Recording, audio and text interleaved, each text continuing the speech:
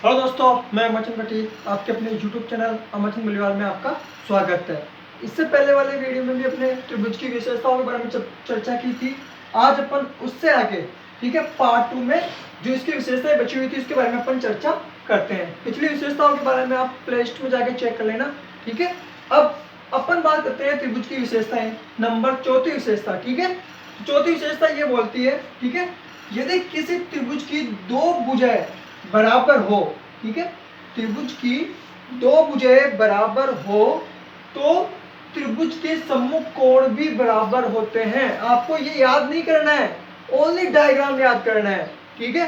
कहने का मतलब क्या है, चौथी विशेषता क्या बोलती है, त्रिभुज है, इसकी दो भुजाएं बराबर है ना, तो इसके सम्मुख कोण क्या होते हैं, बराबर होते हैं। जितना कोण यहाँ पे बनेगा, ये 60 डिग्री का मान लो आप, ये जो भुजा है ना BC 60 डिग्री के बराबर है, तो यहाँ पे 60 है ना, ये भी कितने डिग्री के बराबर होगा, 60 डिग्री के बराबर होगा। आगे बात समझ में, यानी कि दो भुजाएं अगर समांतर है तो इसके अंतर कोण भी या सम्मुख कोण भी क्या होंगे, बराबर होंगे। ये त्रिभुज की अपने पास में चौथी विशेषता है, ठीक है। किसी त्रिभुज की दो भुजाएं बराबर हो तो उसकी सम्मुख कोण भी बराबर होते हैं। सम्मुख कोण का मतलब ये हो गया कि भुजा के सामने वाला कोण, ठीक है, सम्मुख कोण यानी सामने वाला कोण, सामने वाला, ठीक है, सामने वाला कोण। तो जिस भुजा के सामने, इस भुजा के सामने का कोण ये है, तो इस भुजा के सामने का कोण ही उतना ही होगा, क्योंकि दोनों भुजाएं क्या है, बराबर है। इसी की विशेषता विलोम भी बन सकता है। यदि किसी त्रिभुज की दो कोण बराबर है तो उसकी संगत भुजाएं बराबर होगी। आगे बात समझ में, लेकिन आपको ये स्टेटमेंट याद रखना है, त्रिभुज की दो भुजाएं यदि बराबर है, जैसे अपने पास में क्वेश्चन बन सकता है, ठीक है, ये अपने पास में 60 डिग्री, ठीक है, या इसको मान लो आप 70 डिग्री, ठीक है, ये अपने पास में 70 डिग्री, तो ये आपके पास में है 40 डिग्री। तो आप डायरेक्टली बिना हल किए यहाँ पे आप 70 डिग्री लिख सकते हो, क्योंकि दो भुजाएं क्या है इसकी, बराबर है, इसलिए आप डायरेक्ट इसको 70 डिग्री लिख सकते हो। या आप तीनों कोणों का योग 180 में से भी घटा के आप इसका मान निकाल सकते हो, ठीक है। तो अपने पास में चौथी विशेषता ये वाली है। पांचवी विशेषता, ठीक है, दोनों विशेषता इंपॉर्टेंट है, 5 और 6, ठीक है। पांचवी विशेषता, ठीक है, पहले आप स्टेटमेंट देख लो, फिर मैं आपको डायरेक्ट याद करवा दूंगा डायग्राम से, ठीक है। यदि किसी त्रिभुज की दो भुजाओं के मध्य बिंदु को मिलाने वाली रेखा तीसरी भुजा के समांतर और उसकी आधी होती है। कहने का मतलब ये है कि ये अपने पास में एक त्रिभुज है, ठीक है, सपोज करो ये अपने पास में एक त्रिभुज है, ठीक है।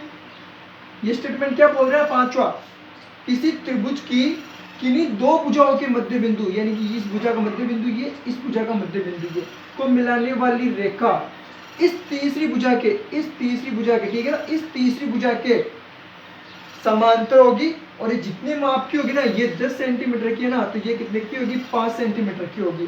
कहने का मतलब ये है, ठीक है, रेखा तीसरी भुजा के समांतर व उसकी आधी होगी, ठीक है। आगे बात समझ में, ये 20 डिग्री है तो ये 10 डिग्री होगी, ठीक है। कहने का मतलब क्या हो गया, BC यानी कि DE बराबर 1/2 BC, ये इस थ्योरम का मेन रूल है, ठीक है। इस पांचवी थ्योरम का ये नियम निकलता है, ठीक है। आगे बात समझ में, ये वाली भुजा इस भुजा की आधी होगी, ठीक है, डायग्राम से समझ लो आप। 6, ठीक है, विशेषता नंबर 6, ठीक है, एक ही आधार और समांतर रेखाओं के बीच त्रिभुजों के क्षेत्रफल समान होते हैं। ये देखो अपने पास में दो त्रिभुज है जिनका आधार AB, आधार तो है AB, ठीक है। अब इसके अंदर आप कितने भी त्रिभुज बना लो, कितने ही त्रिभुज बना सकते हो, जितने भी त्रिभुज बनाओगे ना उन सभी का क्षेत्रफल समान होगा। यानी कि ये वाला, ये वाला, ये वाला, इसको दे दो आप F। त्रिभुज कौन कौन से हो गए, देखो इधर त्रिभुज, 3 त्रिभुज हो गए इसके अंदर। त्रिभुज, ये त्रिभुज का चिन्ह होता है ABF, दूसरा त्रिभुज हो जाएगा ये एक, दूसरा त्रिभुज हो जाएगा ABC, तीसरा हो जाएगा त्रिभुज ABD। इन तीनों त्रिभुजों का क्षेत्रफल क्या होगा, समान होगा। ये अपने कौन सी विशेषता है, छठी विशेषता है।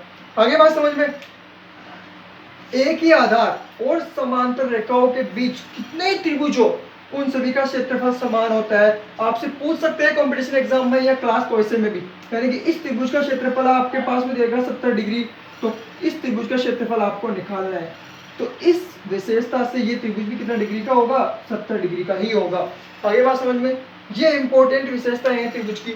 ठीक है, अगर वीडियो अच्छा लगा है तो लाइक एंड सब्सक्राइब करना न भूलें।